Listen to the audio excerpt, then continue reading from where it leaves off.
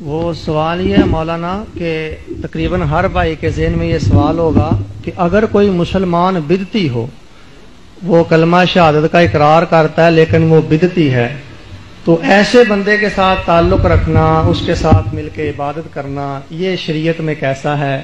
بدعتی کا انجام بہت برا ہے، اور ملک میں ایسے فرق بھی موجود ہیں کہ جن میں بدعتیں موجود ہیں۔ ایسی صورتحال میں بحیثیت مسلم ہمیں کیا کرنا چاہیے؟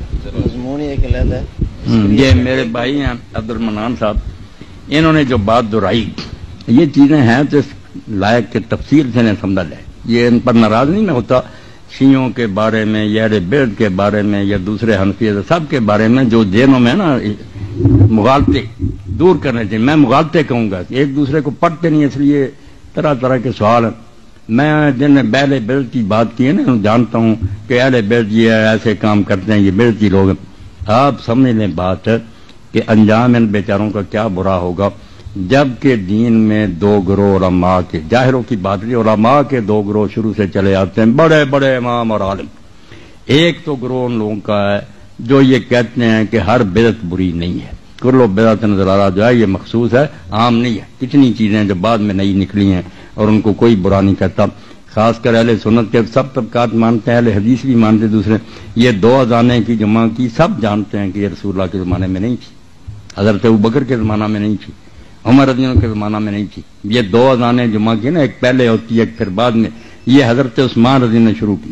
یہ بھائی عبد المنان بھی جانتے ہیں، صحیح بخاری مسلم سب میں۔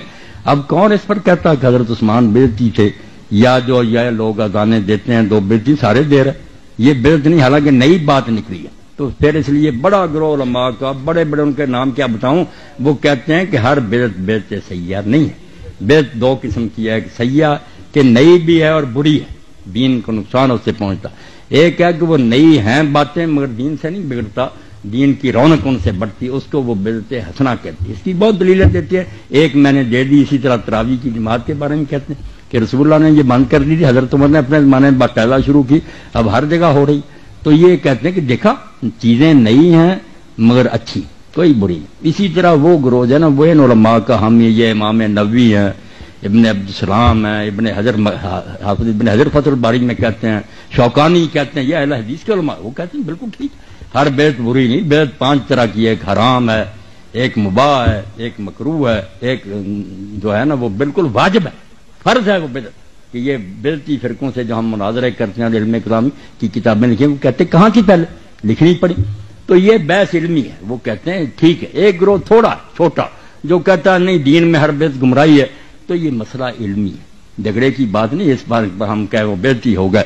وہ کہتے ہیں اگر ہم نے قرآن مجید کھانے پر پڑھ لیا، اذان سے پہلے صلاۃ کے لیے کوئی برا کام نئی ہے ضرور، مگر دین درود شریف کو بھی جائز کرتا ہے، قرآن پڑھنے کو بھی جائز کرتا، تو اس کو وہ بدعت حسنہ میں داخل کرتے ہیں۔ میں نے بڑے بڑے علماء کا حوالہ دیا، عبد المنان صاحب کو میں پھر بعد میں بھی دکھاؤں گا، بڑے بڑے کہ ہر بدعت کو نہ برا کہو، کئی چیزیں بدعت ہوتی ہیں مگر بہت اچھی ہوتی ہیں، وہ اس پہ لگے ہوئے۔ وہ علماء جو ہیں بیچارے کہتے ہیں ہم مانتے ہیں کہ یہ چیزیں سب نئی ہیں مگر کوئی بری نہیں، میلاد سے بھی نئی بات ہے، مگر یار سال بعد حضور کی محبت بڑھاتے ہیں، رونق بڑھاتے ہیں، مسلمانوں کو توجہ دلاتے ہیں، کتنا نبی اعلیٰ تمہیں خدا نے دیا، تو یہ بدعت حسنہ ہے، مانتے ہیں کہ نئی ہے مگر اچھی ہے۔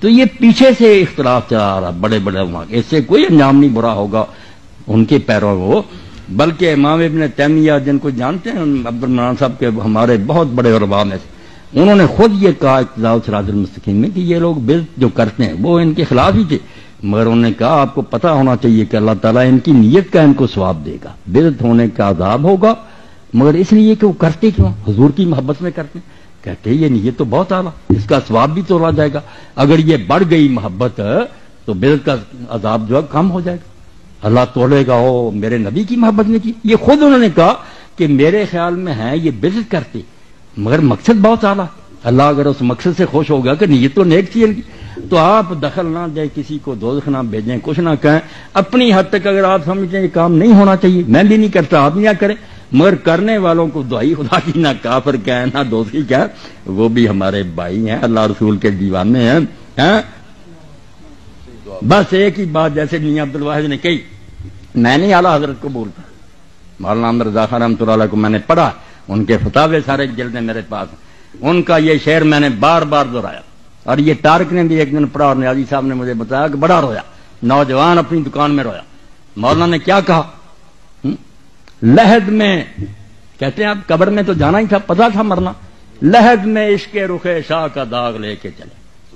ہم قبر میں کیا لے گئے؟ کچھ پلے نہیں تھا، رسول کی محبت کا داغ لے گئے۔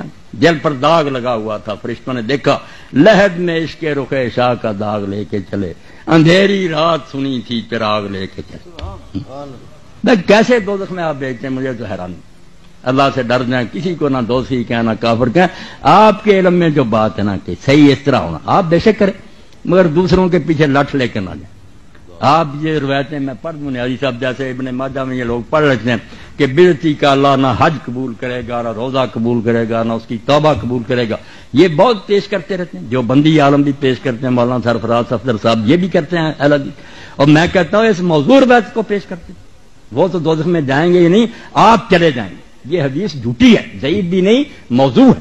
من گھڑت روایت کی بنیاد پر ان بیچاروں کو کہتے ہیں ان کا روزہ حج قبول نہیں ہوگا۔ پہلے آپ تو اپنا علم کمپلیٹ کریں نا، کہ جو باتیں آپ کہتے ہیں وہ ٹھیک ہے، آپ خود ہی حدیثیں جل ہی لیے پڑے کہ بےزتی کی اللہ توبہ نہیں قبول کی، یہ بھی حدیث ضعیف ہے، کوئی صحیح نہیں۔ آپ خدا کے لیے ڈر دیں، بالکل کسی بیچارے کچھ نہ کہو۔